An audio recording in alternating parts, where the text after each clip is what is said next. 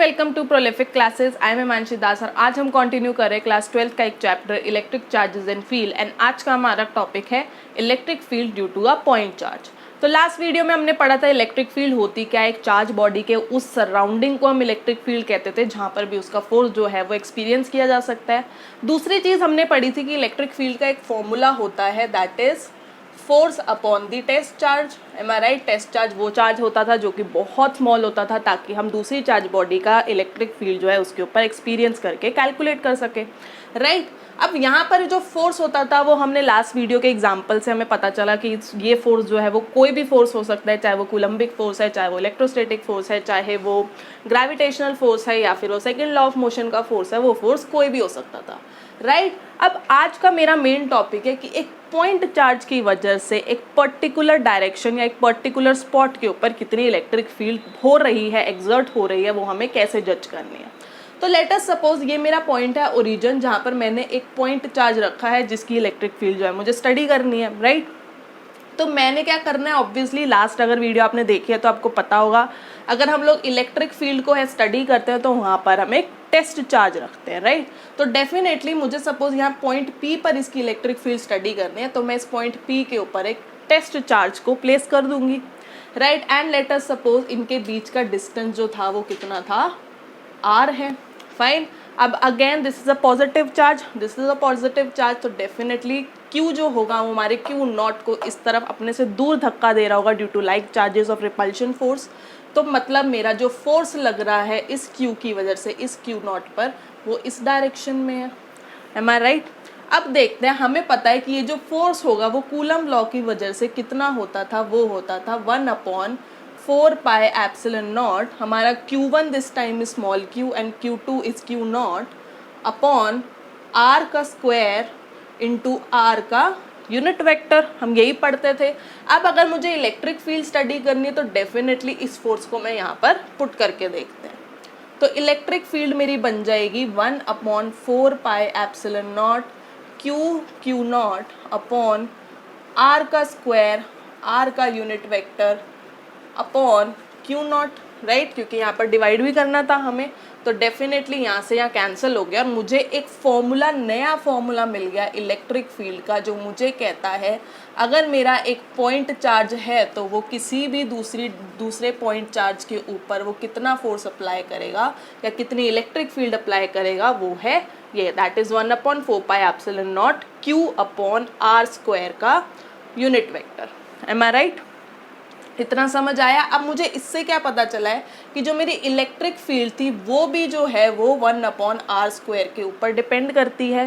तो अब सपोज ये मेरा एक पॉइंट चार्ज था, मतलब मुझे यहाँ पर ये मिल गया कि मेरे R स्क्वायर के ऊपर डिपेंड करती है। तो जब मेरा R जो होगा वो इक्वल होगा या सेम होगा तो डेफिनेटली वहाँ की इलेक्ट्रिक फील्ड जो होगी वो सेम होगी, राइट? तो देखते हैं, अगर सपोज ये R मेरा यहाँ पर है, एक पॉइंट हो सकता है यहाँ पर है, एक पॉइंट हो सकता है यहाँ पर है, एंड इसी तरीके से एक सर्कुलर बनेगी फिगर जहाँ पर उसकी इलेक्ट्रिक फील्ड जो होगी वो सेम होगी। ये मुझे बताता है कि इलेक्ट्रिक फील्ड जो होती है हमारी रेडियली सिमेट्रिकल होती है, कि अगर मैं सेम डिस्टेंस के ऊपर देखूँ, अगर मैं एक पॉइंट चार्ज से सेम डिस्टेंस कवर करूँ अलग अलग डायरेक्शन के अंदर, तो उनकी इलेक्ट्रिक फील्ड जो होगी वो सेम होगी। देखते हैं एग्जैक्टली हमारे ग्रुप ऑफ पॉइंट चार्जेस के अंदर इलेक्ट्रिक फील्ड कैसे वर्क करती है। तो एक वीडियो हमने और बनाई थी जहाँ पर हमने देखा था कि इलेक्ट्रोस्टैटिक फोर्स जो होता है वो ग्रुप ऑफ चार्जेस में कैसे वर्क करता है, जहाँ पर मैंने बहुत डिटेल के अंदर वो सारा टॉपिक जो था वो कवर कर रखा है। तो वहाँ पर हमने ये चीज़ तो सबसे पहले पढ़ी थी कि अगर दो चार्ज बॉडीज़ है, लाइक एक चार्ज बॉडी दूसरी चार्ज बॉडी के ऊपर फोर्स एक्सर्ट कर रही है, तो वो जो फोर्स होगा वो किसी तीसरी चार्ज बॉडी के प्रेजेंस में इफेक्ट नहीं होगा, राइट? एंड क्योंकि हमारी इलेक्ट्रिक फील्ड जो है हमने देख लिया है कि वो फोर्स पे डोमिनेंटली डिपेंड कर रही है, तो that mean same case goes for the electric field also, कि अगर एक पॉइंट चार्ज या दूसरे पॉइंट चार्ज के ऊपर हम लोग स्टडी कर रहे हैं उसकी इलेक्ट्रिक फील्ड, तो वो किसी तीसरे पॉइंट चार्ज की प्रेजेंस से अफेक्ट नहीं होगी, राइट? दूसरी चीज़ हम देखते थे, जब हमने फोर्स पढ़ा था तो हमें पता था वहाँ पर लग रहा है प्रिंसिपल ऑफ सुपरपोजिशन, जो मुझे कहता था कि इंडिविजुअल पॉइंट चार्जेस की वजह से जितना भी फोर्स अप्लाई हो रहा है, एक्सर्ट हो रहा है, उसका वेक्टर सम होता है हमारा total force on that system. Similarly अगर मैं इलेक्ट्रिक फील्ड की बात करूँ तो principle of superposition of electric field states that electric field at any point due to group of charges is equal to the vector sum of the electric fields produced by the charge. यही चीज़ हमने पढ़ी थी principle of superposition for the electrostatic force में, कि यहाँ पर जो हमें इलेक्ट्रिक फील्ड देखनी है एक पॉइंट पर जिसके जहाँ पर बहुत सारे चार्जेस का इन्फ्लुएंस है, उसकी इलेक्ट्रिक फील्ड होगी the vector sum of individual electric fields. Am I right? जो हो जाएगा E is equal to E1 plus E2 plus E3 till जितने भी हमारे पॉइंट चार्जेस है, suppose they are n, right. यहाँ पर अगर हम अब फॉर्मूला पुट करते हैं जैसे हमने फोर्स के टाइम पर करा था, तो वहाँ पर हमारा 1/4 पाई एप्सिलॉन नॉट जो था वो कॉमन आएगा, अंदर बचेगा Q1 अपॉन R1 का स्क्वायर और R1 का unit vector plus Q2 upon R2 का स्क्वायर एंड R2 का unit vector and suppose so on Qn upon Rn का स्क्वायर एंड Rn का यूनिट वेक्टर।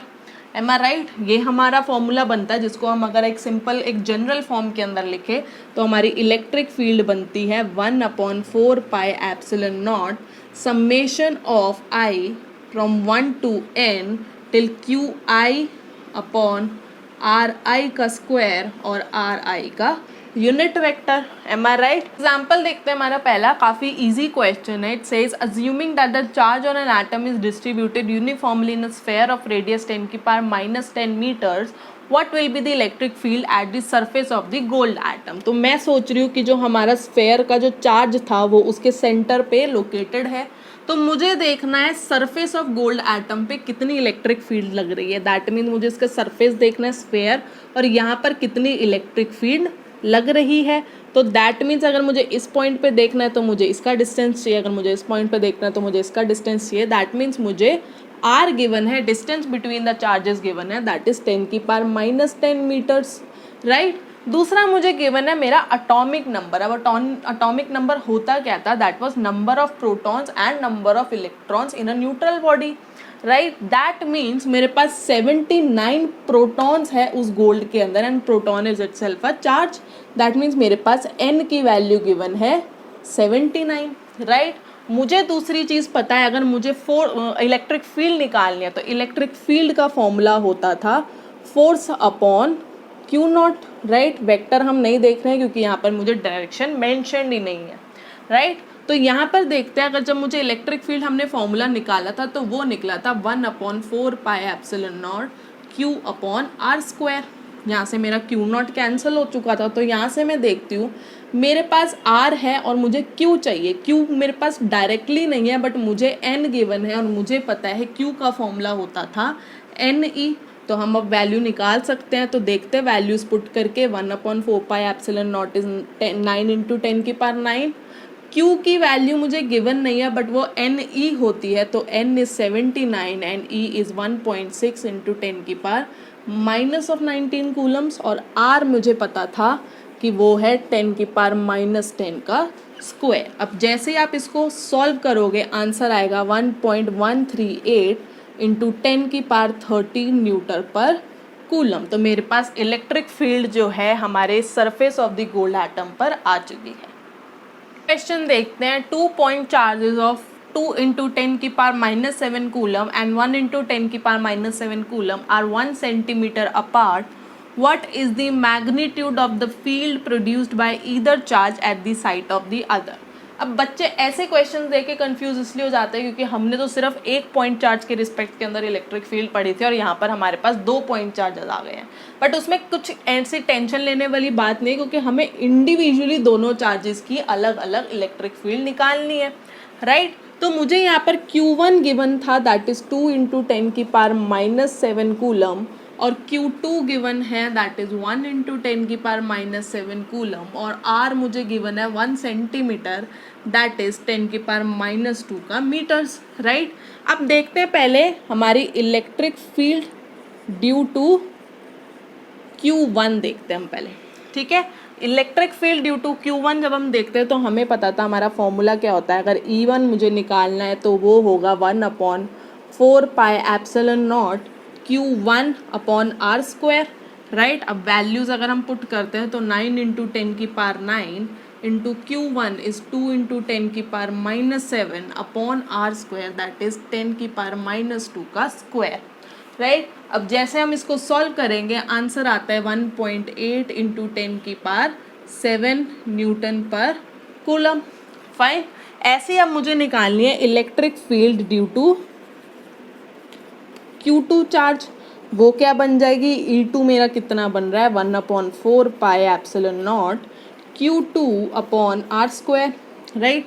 अब यहाँ पर हम लोग फिर से वैल्यूज पुट कर रहे हैं, 9 into 10⁻9 into Q2 is 10⁻7 upon 10⁻2 का स्क्वायर।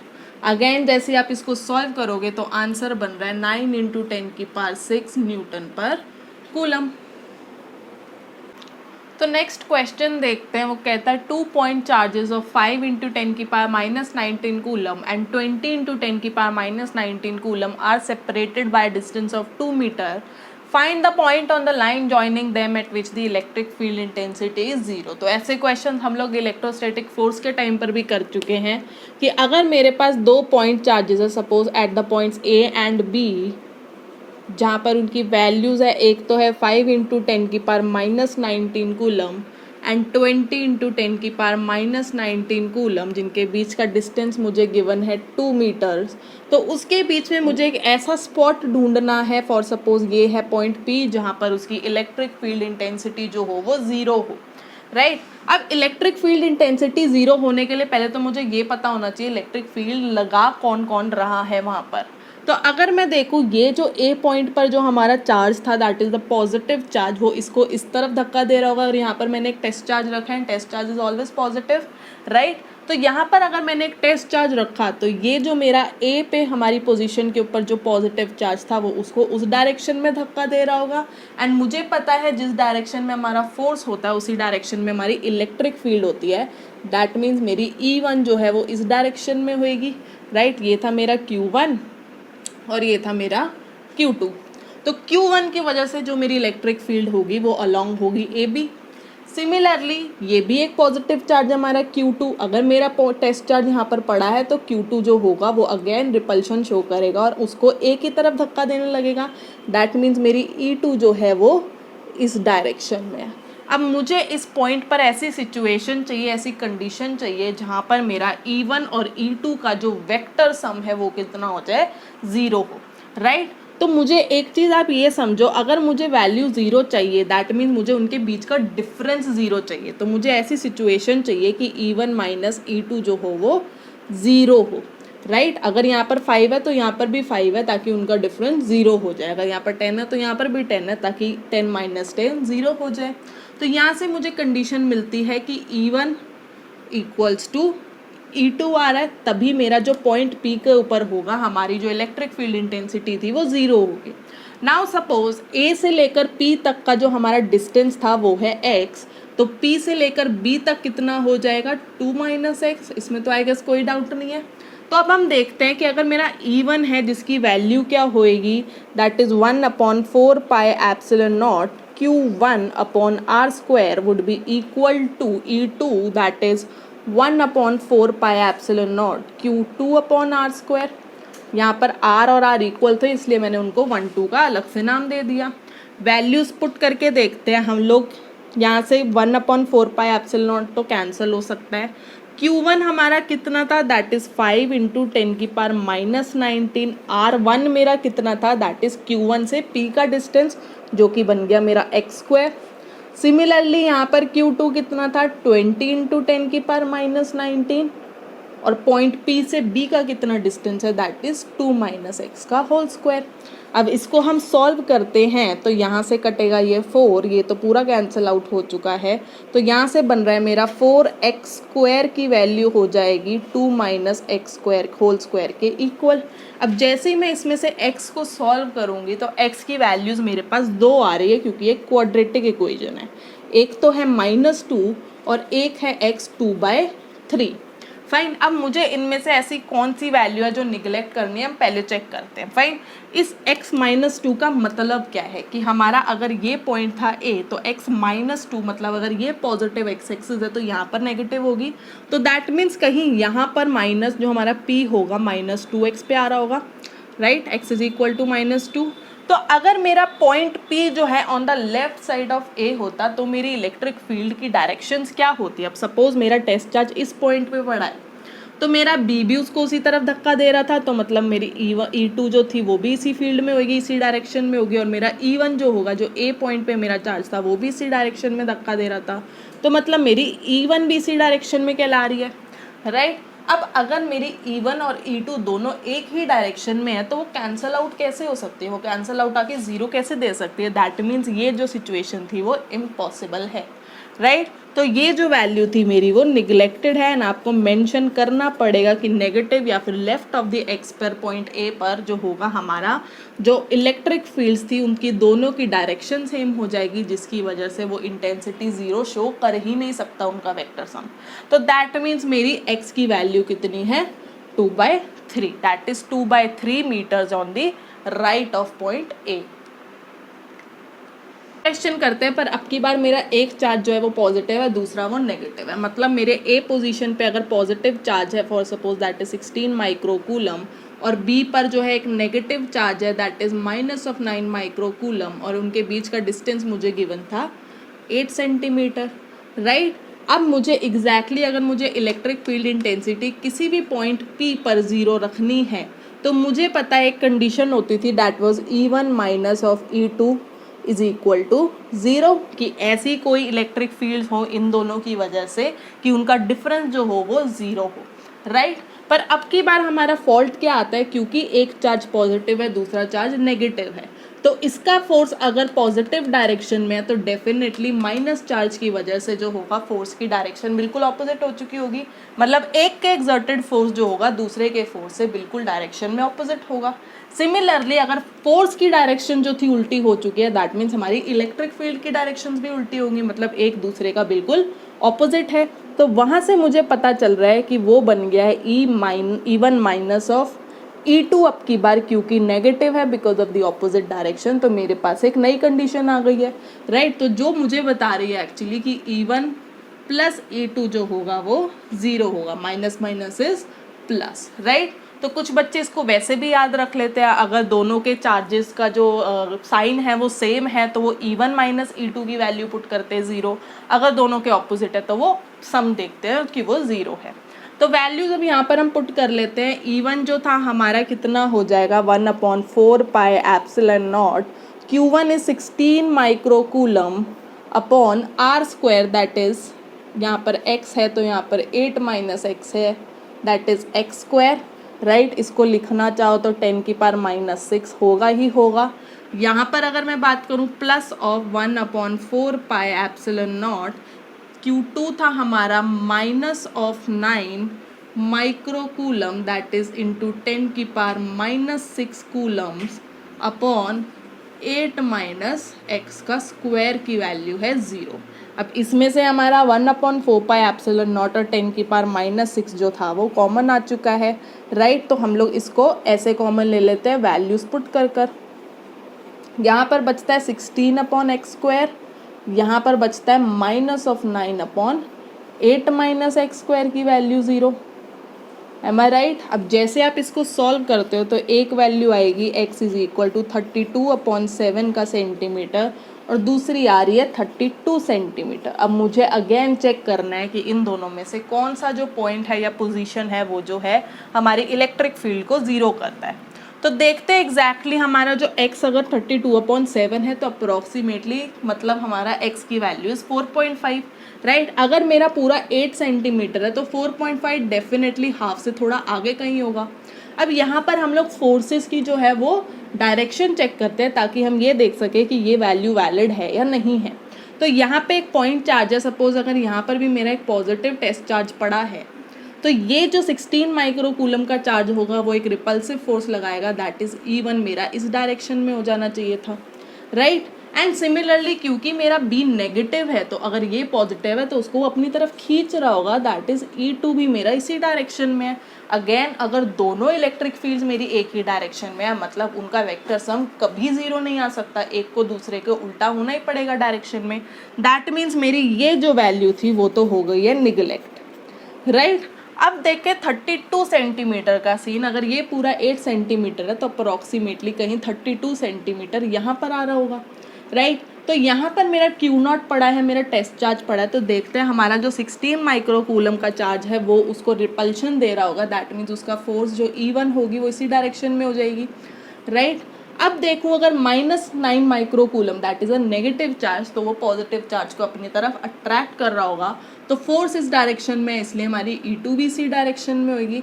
अब क्योंकि मुझे E1 और E2 की इस केस के अंदर डायरेक्शन ऑपोजिट मिल गई है, दैट मीन्स मुझे कह सकती हूँ कि उनका जो वेक्टर सम होगा वो 0 होगा। तो डेफिनेटली मेरा x is equal to 32 centimetre के ऊपर हमारी इलेक्ट्रिक फील्ड इंटेंसिटी इस केस के अंदर 0 होगी। तो यहाँ पर मैं अपनी वीडियो वाइंड अप कर रही हूँ। आई होप आपको electric field due two point charge and group of charges दोनों के कॉन्सेप्ट जो अच्छे से समझ आ गए, ये सारे न्यूमेरिकल समझ आ गए। अगर आपको थोड़ा बहुत भी डाउट आ रहे हैं अभी भी समझने में तो आप electrostatic force due to group of charges की वीडियो देख सकते हैं। वहाँ पर मैंने और डिटेल के अंदर समझा रखा है कि हम जो भी कर रहे हैं वो क्यों कर रहे हैं और कैसे उस चीज़ को समझना है। उसके अलावा अगर आपको वीडियो पसंद आई है तो प्लीज़ वीडियो को लाइक करना, उस पर कॉमेंट करना, जितना हो सके अपने फ्रेंड्स में शेयर करना और सब्सक्राइब ज़रूर कर देना चैनल को, क्योंकि ऐसी और वीडियोस इस टॉपिक से रिलेटेड आने वाली है बहुत जल्द। तो मैं मिलूंगी आपको अपनी नेक्स्ट वीडियो के अंदर। Till then bye.